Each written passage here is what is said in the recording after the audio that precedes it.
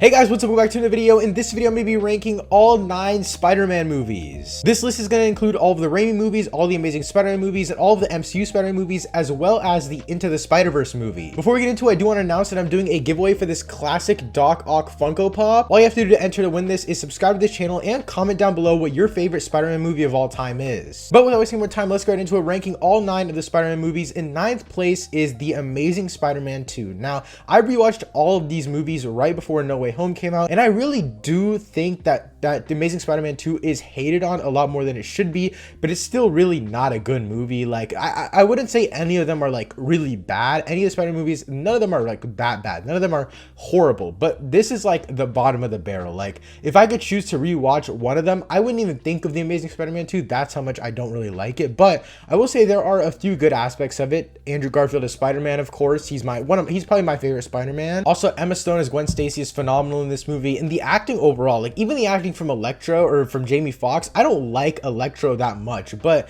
the acting from Jamie Foxx is really, really well done. Again, I wish they didn't make him blue. He was a lot better in No Way Home, but nevertheless, it's just The Amazing Spider-Man 2, it fell into the trap of what Spider-Man 3 did, where there was just too much going on. Like, even if they only had Electro and still had Gwen die, I wouldn't have minded, but Green Goblin, the whole Oscorp thing, it was just way too much fit in this movie. And though the beginning of the movie is actually really good, it's just after the halfway point, it gets super convoluted and I just don't really vibe with it. But in 8th place is Spider-Man Far From Home. Now, actually, I don't think Far From Home and anything above Far From Home is even near bad. I just think this is like the mediocre of the pack. Like, I think this is the most mid any Spider-Man movie can get. It doesn't even feel like a Spider-Man movie, and that's one really big issue I had with the MCU Spider-Man a lot before No Way Home, which is it didn't feel like Spider-Man. It felt like just a Peter Parker story. And Far From Home, it doesn't really, I'm not the biggest fan of it. Homecoming, on the other hand, I really do like, which I'll talk about later, but Far From Home is just too much comedy, not enough telling of the story of actually Spider-Man, and also the side characters all really kind of suck. Like, I don't really vibe with like MJ and Peter's like whole relationship thing. Ned and Betty is also really weird. The way they handled the snap was horrible, and just overall, it's not really that good of a movie. It's a mediocre movie. Like, I could have a fun time watching it. It could be like a nice fun. The action's pretty cool. Mysterio is phenomenal. Just Mysterio really carries this movie in my opinion. Tom Holland's performance is good, but again, after watching No Way Home, like these other MCU movies are nothing compared to them. So again, it just solidifies this as like the middle of the pack. Like, this is just a super mediocre Spider-Man movie. But now in 7th place is Spider-Man 3. Now, everything above this is something that I would genuinely want to rewatch. Spider-Man 3, I've been loving this movie since the first time I watched it. People have been hating on it. Opinions have changed a lot on this movie as time has gone on. It's aged actually really well, unlike some other Spider-Man movies like Spider-Man 1 and Spider-Man 2. Overall, I will say Spider-Man 3 is so underrated in my opinion. Like, it's just, obviously it does suffer from the convolution of so many villains and just way too much going on at times, but nonetheless, like Harry Osborn, like him being in the movie, like the whole arc was great in Spider-Man 2, and how he hates Spider-Man and Peter Parker and all that kind of stuff. Like, it's a great arc, but overall it just feels like there's too much going on. So I like what they did for what they had. Like, what Sam Raimi did with the stuff that Sony forced him to do, I don't really mind the movie. That's kind of why I also have a lot of slack for this movie, because it wasn't really Sam Raimi's vision. So I don't like hate on the movie too much, because it was 100% like a corporation thing that happened. Nevertheless, this movie is just awesome. It's so much fun. Sandman is such a great villain. Sandman might just be one of the most underrated Spider-Man villains of all time in my opinion, like in the movies and stuff like that. I really like this movie. It might be a guilty pleasure movie, I can't really tell, but I do love this one. But next up is Spider-Man 1, the original Spider-Man movie. I actually think this movie's great. My only issue with it is the writing when it comes to like dialogue and stuff like that. Obviously it's cheesy, it's gonna happen, but I will say Green Goblin makes up for it. I love the high school aspect of this movie, and again, it's very cheesy, but from a story and arc standpoint with Ben Parker and how Spider-Man is created and just basically formed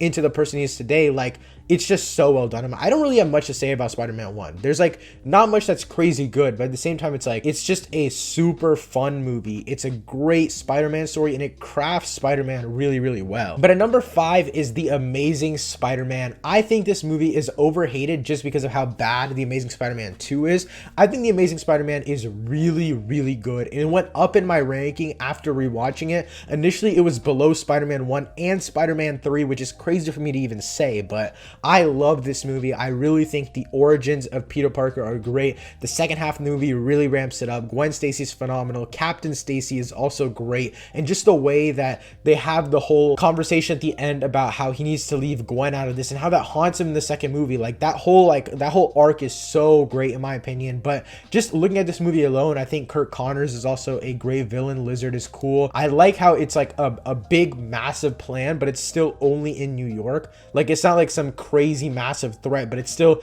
a crazy massive threat to like the friendly neighborhood Spider-Man, which is very cool to me. The way that this movie balances scale, like in the beginning it's very small scale. He's trying to figure out how to become Spider-Man, and by the end it becomes a citywide thing. He's trying to save everyone in the city and he's battling a freaking lizard. It's just so great. This is probably the best looking Spider-Man movie. I might have to say No Way Home is a little bit better looking, but The Amazing Spider-Man I think right now has the best visuals in any Spider-Man movie. The CGI is unmatched. I love the final battle, like whenever he's pulling himself up and launching up the side of Oscorp. It is so well done. And just overall, The Amazing Spider-Man is a great movie. It's a fun time. It's an emotional story, and I do have to say it's very, very underrated. But at number 4 comes Spider-Man Homecoming. I used to hate this movie so much, and after rewatching the entire MCU, I realized how much I really did love it. I think it is the best Peter Parker story other than No Way Home, and before No Way Home, I think this was the definitive Peter Parker movie. I think that this movie is really, really good. I think that it shows a great arc, and I'm really frustrated with Far From Home because of Homecoming.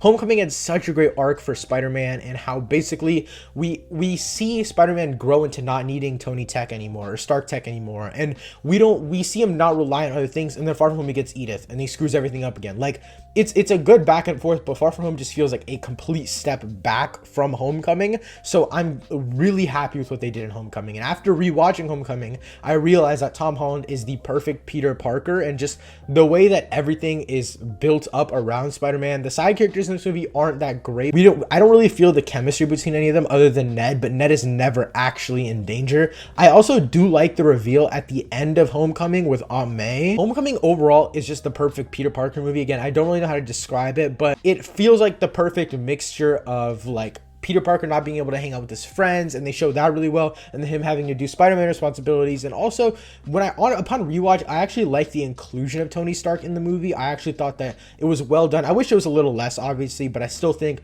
what they did with him, the fact he was in the movie for a decent amount of time and it still felt more like a Peter Parker story upon second watch, I really liked it. And just overall, I think Spider-Man Homecoming, I definitely hated on it a lot before, but I really do like it now. But now getting to my top 3, and this is where it gets really, really tough for me. I will say 2 and 3 are very, very close. They are like neck and neck. I'm rewatching both of the movies a few times to decide which one is better, but in third place is Spider-Man Into the Spiderverse. I have a lot to say about this because Spider-Man Into the Spiderverse, it before was my second place, of course, and I'm kind of speechless after No Way Home because I didn't really know what to think about it. I didn't know how to compare it to other movies. I didn't know what direction to even take my thoughts in with No Way Home, and that was a big part due to Spider-Man Into the Spider-Verse. Spider-Man Into the Spider-Verse is almost a perfect movie, and everything from this 3 spot to the 1 spot is a 9 out of 10 or higher. Spider-Man Into the Spider-Verse is just a really well-crafted movie. My favorite part of the movie definitely has to be the animation though, just the design of everyone, and after watching the Into the Spider-Verse 2 trailer, Across the Spider-Verse, that movie is going to be even more phenomenal, and I'm assuming that's going to overtake Into the Spider-Verse. I think it could be like the second best Spider-Man movie of all time, just because how good the first one was. They're taking what they did in the first one and stepping it up to a whole nother level. I also love the inclusion of all the other Spider people Into the Spider-Verse. The way that they balance everyone and how they still keep it a mild story is something that I really, really love. Into the Spider-Verse is a phenomenal movie in my opinion, and again, it's neck and neck with second place, which is Spider-Man No Way Home. This is the most recent Spider-Man movie, and I absolutely adore this movie. I really do love this movie. And going back to what I said about Into the Spider-Verse, where I was talking about I didn't really know the characters, the Spider people in that movie beforehand, I think a big part of me loving No Way Home so much is knowing these previous villains and these previous heroes, and then just seeing all of them on screen again, but it's still being a Tom Holland Spider-Man movie. Nothing really overshadows Tom Holland in my opinion in this movie, and I'm really happy with that. I think a big part of that has to be the writing. The writing in this movie is absolutely phenomenal. phenomenal. Again, I said this in my spoiler review and breakdown. Again, there's no spoilers in this video, but I do think the second, fourth part of the movie, and I'm dividing this movie up into 4 different parts: the introduction, 2 middle parts, and then the prologue. That second part just felt really weird to me. It was trying to balance Mysterio stuff and then multiverse stuff and trying to culminate everything together. It just felt really weird. But other than that, I have like 0 complaints about this movie, and that's just trying to like move on a story arc that they're doing. So I really do understand. Now, again, other than that, I have like 0 complaints about this movie. I think it's close to perfect. This movie just really blew me away. Maybe it's like recency bias or something like that. And I'm telling you guys the truth. Like, I think second and third place are very, very close. They could go back and forth, and I think they probably will in the future, depending on what mood I'm in or what movie I watched most recently. I think it'll definitely go back and forth. But at the end of the day, I do think No Way Home just slightly beats out Spider-Man Into the Spider-Verse. But that now leads me to my number 1 spot, and you probably guessed it by now. My favorite Spider-Man movie of all time is Spider-Man II.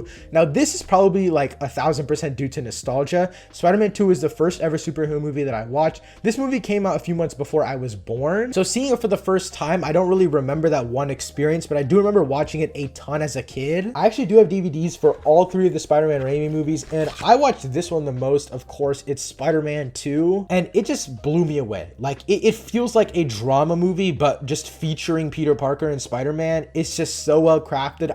Don't have much to say. I just uploaded a video talking about Spider-Man 2, basically giving you guys a review of it. Spider-Man 2 is just perfect in my opinion. There's like 0 flaws with this movie. Spider-Man 2 is just a whole different caliber in my opinion. Spider-Man 2 is one of the greatest superhero movies of all time. I think No Way Home will be up there, but I need to give it a few more watches to actually decide that. Spider-Man 2 is just it leaves me speechless, just like No Way Home did, but it's just a whole different caliber. I can't wait to talk more about Spider-Man 2. I can't wait to rewatch Spider-Man 2, No Way Home, and Into the Spider-Verse a bunch more times to decide which one is my favorite and how the top 3 order will go. Yeah, guys, that's it for this video. Again, I'm giving away this retro Doc Ock Funko Pop. All you have to do to enter the giveaway is subscribe to the channel and leave your favorite Spider-Man movie in the comments down below. Again, that's it for this video. Thank you so much for watching. I'll see you next time. Peace.